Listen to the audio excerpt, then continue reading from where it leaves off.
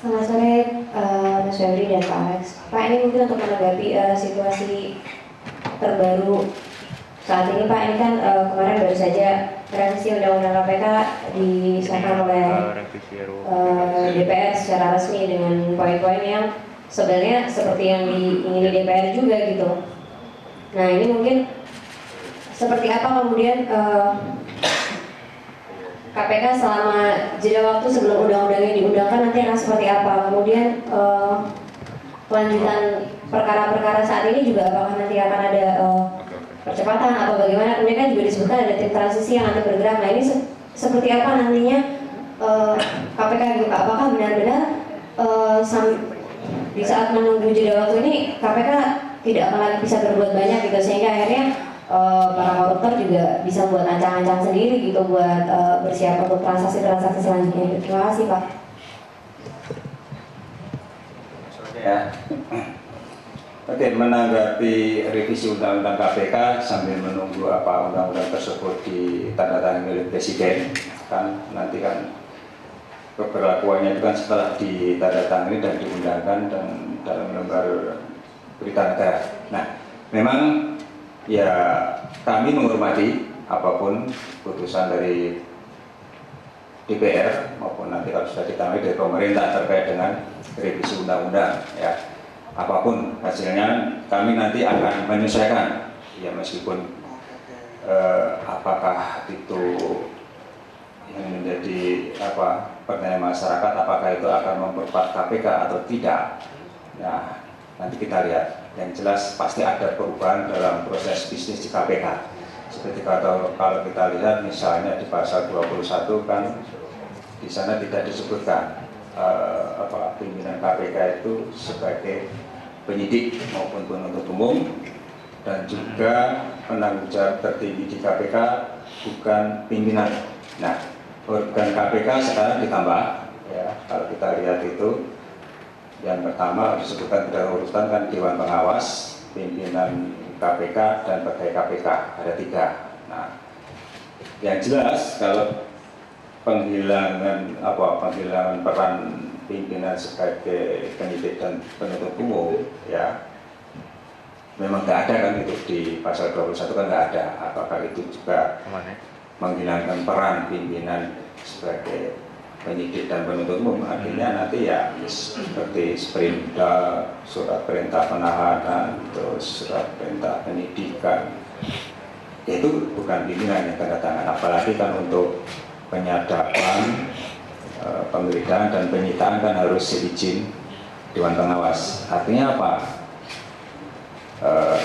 Mungkin nanti Dewan Pengawas yang akan hadir dalam ekspos mungkin.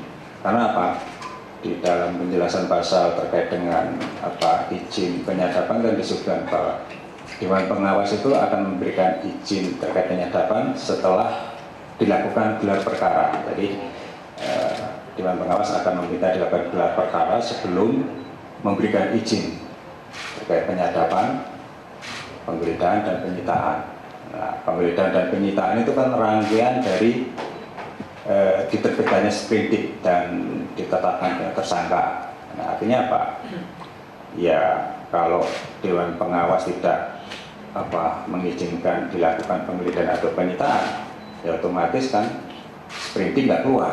Karena biasanya yang berjalan sekarang kan begitu kita menerbitkan sprindik, ya tidak lama kemudian atau bersamaan kita biasanya menerbitkan surat untuk penggeledahan dan penyitaan. Kan itu jadi satu rangkaian. Mungkin itu ada perubahan-perubahan terkait dengan proses bisnis di KPK. Ya mungkin nanti komisioner KPK hanya bertugas untuk pencegahan saja. Mungkin ya. Nanti kita akan lihat apakah nanti mungkin kan ada peraturan presiden atau sebagai penjabaran dari undang-undang ini nanti seperti apa. Tentunya nanti kita lihat, dan ini juga kan belum, sekali lagi kan belum ditandatangani presiden ya, belum ditandatangani presiden. Kemudian terkait dengan tim tadi sambil menunggu disahkan ya, kami sudah mulai bekerja ya untuk ya tadi mengantisipasi perubahan undang-undang KPK. Misalnya terkait dengan status pegawai KPK yang ASN, kita sudah mulai berkoordinasi dengan Menpan RI dan juga KASN, dan kita juga sudah memberikan penjelasan kepada seluruh pegawai KPK bagaimana mekanisme nanti yang bisa kami janjikan kepada pegawai KPK bahwa mereka tidak akan dirugikan ya nanti lewat konversi, mungkin berdasarkan jabatan yang ada di KPK kemudian kita konversikan dengan jabatan-jabatan yang sesuai dengan sebagai ASN. Banyak yang menanyakan apakah itu akan mempengaruhi independensi KPK. Ya, teman-teman wartawan, di KPK ini kan yang dibangun adalah sistem, ya, sistem itu yang membuat KPK menjadi kuat. Rasa-rasanya sejauh ini pimpinan tidak pernah melakukan intervensi ya dalam penindakan yang dilakukan oleh KPK, dan saya berharap hal itu akan terus dijaga. Nilai-nilai KPK yang kita pegang selama ini, meskipun nanti yang di KPK itu statusnya pegawai sudah ASN, ya nilai-nilai itu tidak akan berubah.